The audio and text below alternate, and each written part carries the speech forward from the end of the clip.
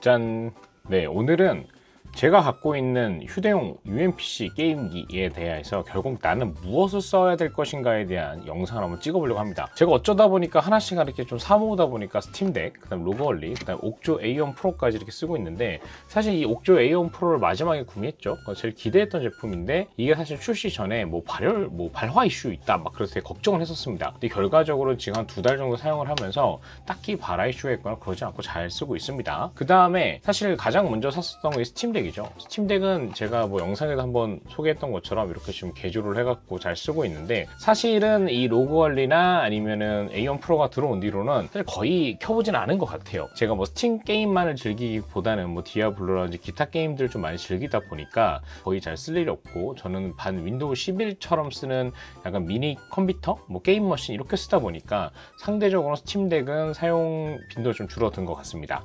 근데 이게 사실 세 개나 다 쓸 일이 없잖아요. 그래서 결과적으로 난 어떤 기기를 쓰고 나머지를 방출하거나 아니면 지인들한테 선물을 주거나 그래야 될까 이런 고민을 했었는데, 오늘은 그건 최종 결정을 한 거에 대한 이야기를 좀 해보려고 합니다.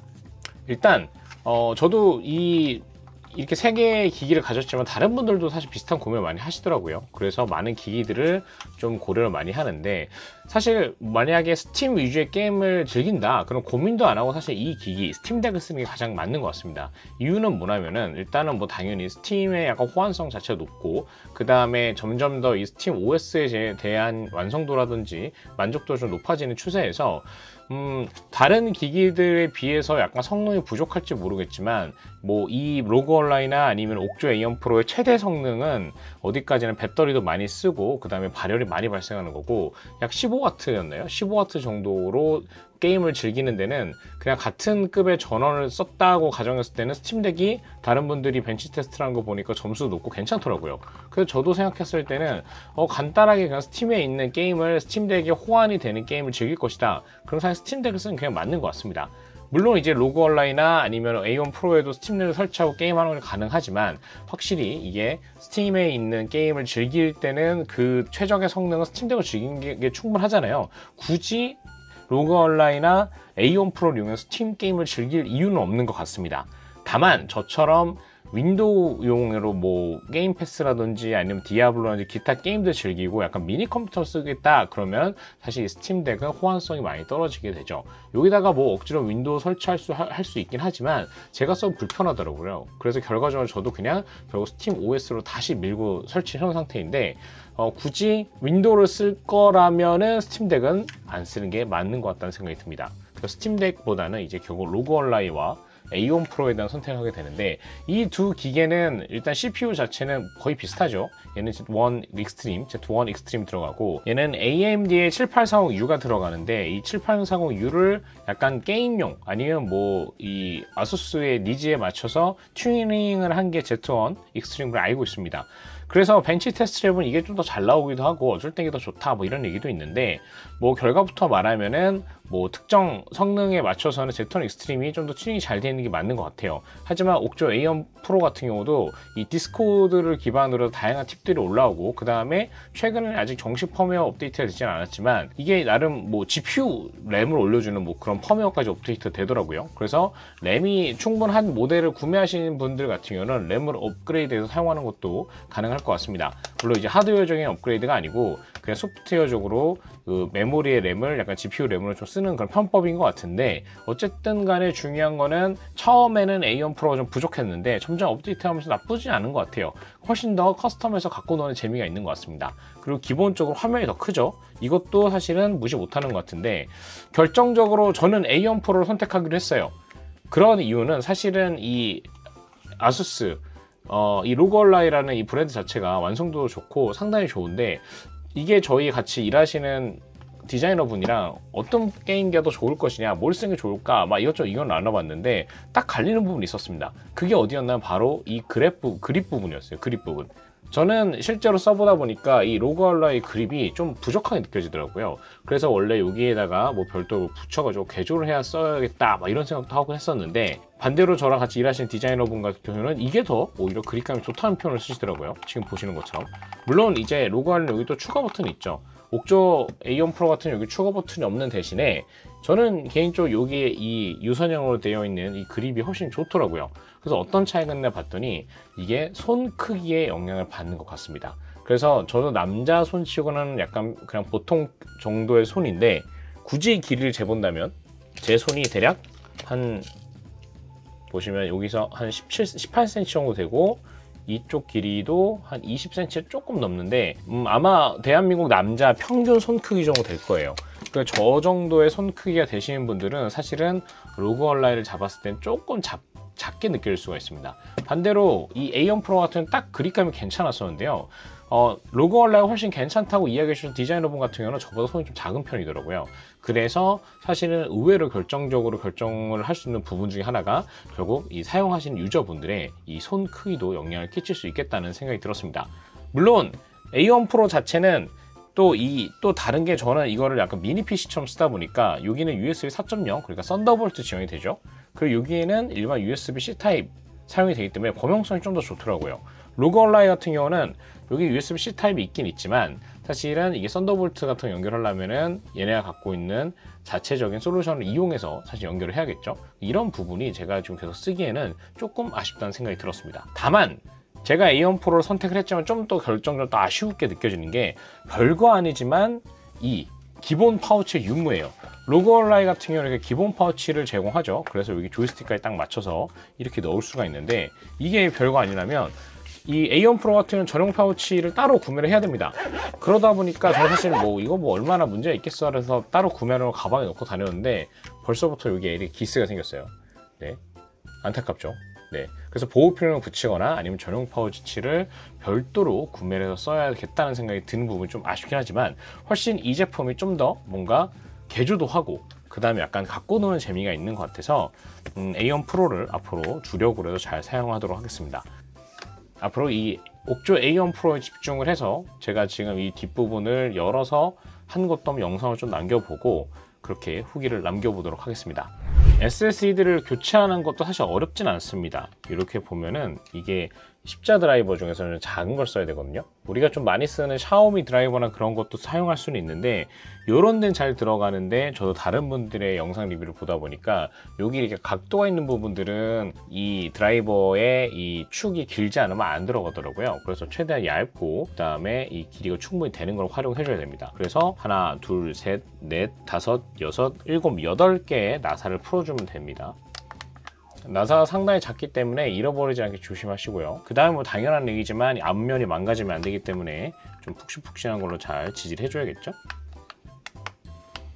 자, 이렇게 열고 여기 보면 이 얇은 부분을 밀 때나 안 쓰는 카드 등을 이용해서 이렇게 밀어주시면 됩니다. 그러면 이렇게 딱딱딱하고 열리는 걸 소리를 들으실 수가 있어요.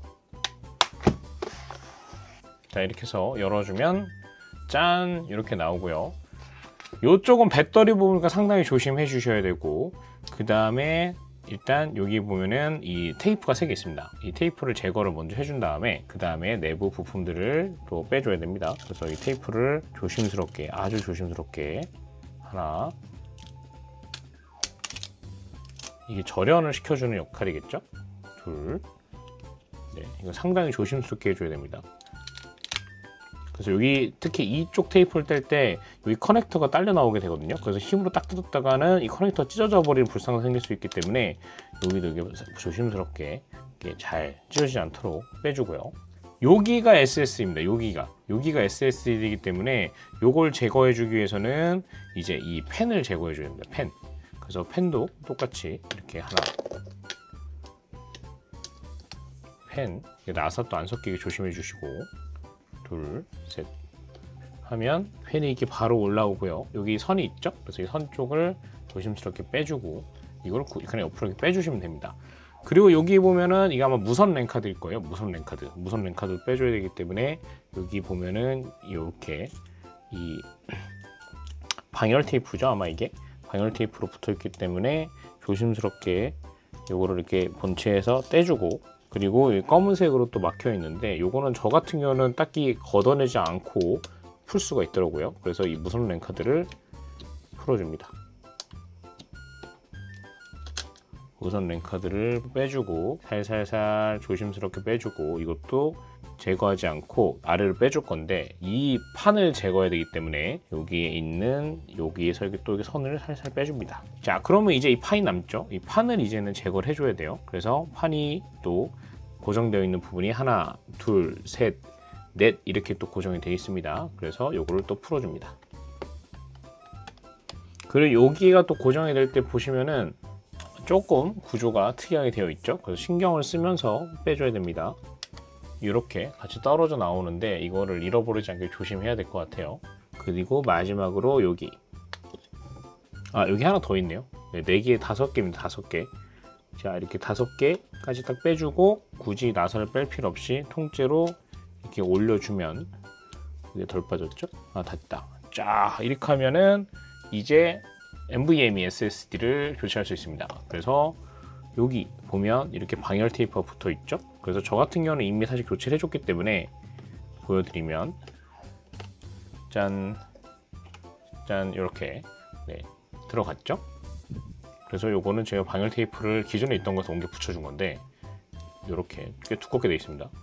그래서 최근에 한번 개봉을 했었던 그 WD 블랙 웬디 블랙 SM850X NVMe SSD입니다.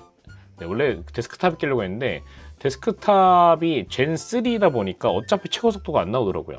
그래서 여기에 껴주기로 했습니다. 여기는 최고 속도가 나오기 때문에 자, 이렇게 해주고 다시 역순으로 이제 조립을 하면 됩니다. 잃어버리지만 않고 쇼트가 나지 않게 조심하면서, 특히 꼭 전원은 당연히 꺼주셔야 되고요. 네, 가급적이면 방전을 시켜놓고 하면 더 좋습니다. 혹시라도 쇼트가 날 수 있기 때문에. 그 내부 구조도 한번 보면 이런 식으로 생겼는데 이거 중소기업이 만든 것 치고는 꽤 잘 만들었다는 생각이 듭니다. 뭐 기회가 되면 사실 로고 얼른 뜯어보고 싶긴 한데 괜히 망가뜨릴까봐 그건 못 뜯어볼 것 같고, 이렇게 되어 있습니다.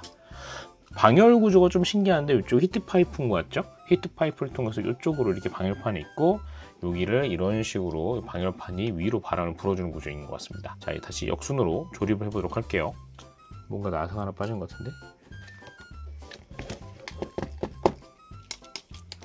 그쵸? 나사 하나 빠졌죠? 자, 조심스럽게 껴보도록 하겠습니다. 이렇게 하고 요것도 잊지 말고 이렇게 잘 껴서 위치를 잘 맞춰서, 이게 아마 이 커넥터를 보호하기 위함인 것 같습니다. 자, 이렇게 해주고, 이거 판 자체가 왜 있는지 모르겠는데 뭔가 뭘 보호하기 위함이겠죠. 그 다음에 이렇게 무선랜 부분도 다시 껴주고, 자, 이렇게 해서 이것도 다시 껴주고,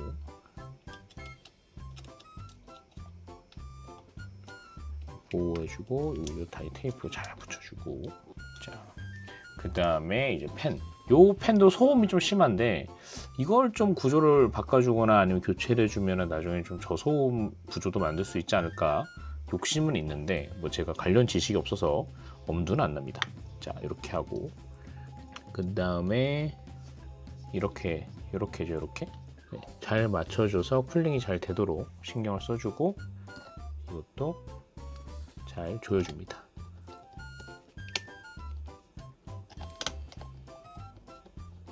튼튼하게 빠지지 않도록 잘 확인해주고, 자, 그리고 이제 이 테이프들을 다시 잘 맞춰서 붙여줘야겠죠. 문제가 되지 않도록 이렇게 해서, 이 방열 테이프겠죠? 전열 테이프라고 해야 되나? 전기가 통하지 않도록 하게. 이걸 제가 지금 2번째 다시 뗐다 붙였더니 약간 너덜너덜해지고 있는데 뭐 상관은 없지 않을까. 맞춰서 잘 붙어있도록 이렇게 붙여주고요. 그래도 한번 해봤던 작업이라서 저번보다 훨씬 쉽네요. 네, 왠지 이건 또 개조할 것 같은데 불이 나지 않도록 조심해야 될 것 같습니다. 이렇게 자, 붙였습니다.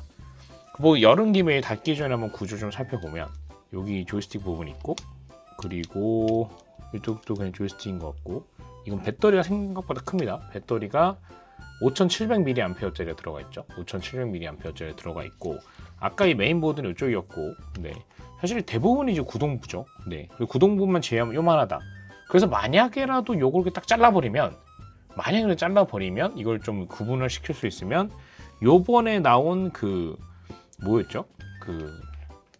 레노버에서 나온 건가? 레노버 리전 것처럼 개조하는 것도 가능하지 않을까. 물론 저는 못하지만 뭔가 능력자분들은 그런 거 해주시지 않을까 생각이 듭니다. 그 다음에 여기 힌지 부분 이런 식으로 되어 있고 나머지 부분들은 뭐 특별한 부품은 없는 것 같고, 요거가 이게 조이스틱이 아니었군요. 이게 스피커인가 그러면? 뭔가 그렇게 생긴 게 있는 것 같습니다. 자, 그 다음에 요가 이게 스피커인가? 근데 나름 스피커 모듈 같은 것도 좀 개조할 수 있지 않을까 그런 생각이 들고요. 자, 이제 뚜껑을 닫아보도록 하겠습니다. 딱! 이거 왜 안 느껴지지? 이러면 안 되는데. 이게 이 플라스틱이 휘어 있었네요. 네. 몇 번, 한 2번 정도 열고 닫다 보니까 저게 좀 휜 것 같습니다. 자, 그리고 다시 8개의 이 나사들을 껴줍니다. 어려울 건 없죠. 열심히 해주면 됩니다.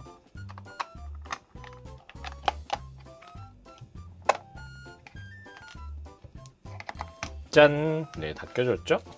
자, 한번 켜보겠습니다. 켜져라! 바로 켜졌습니다. 네, 부팅도 상당히 빠르고, 그래서 지금 보시는 것처럼 여기 1.26테라 리소스 폴더라는 걸 만들고 C 드라이브 하나 따로 만들어놨죠. 두 개 합쳐 통합 6테라바이트로 좀 정리를 해놨고, 이게 기본적으로 파티션이 좀 여러 개가 나눠져 있어갖고 이걸 좀 설정을 좀 애를 먹었는데, 네, 그래도 어쨌든 설정이 됐습니다.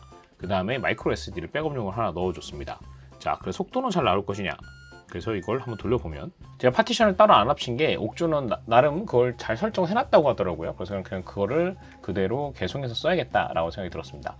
지금 보시는 것처럼 읽기 속도가 거의 7000 정도 원래 스펙대로 나오고, PCI 젠4를 지원하기 때문에 가능하다고 합니다. 그래서 저는 집에 쓰고 있는 제 메인보드는 젠3까지, 그러니까 3세대까지밖에 지원을 안 해서 속도가 제대로 어차피 안 나오더라고요. 그래서 애초부터 이 2TB SSD는 옥조 A1 프로를 위한 것이었다, 이런 생각이 좀 들었습니다.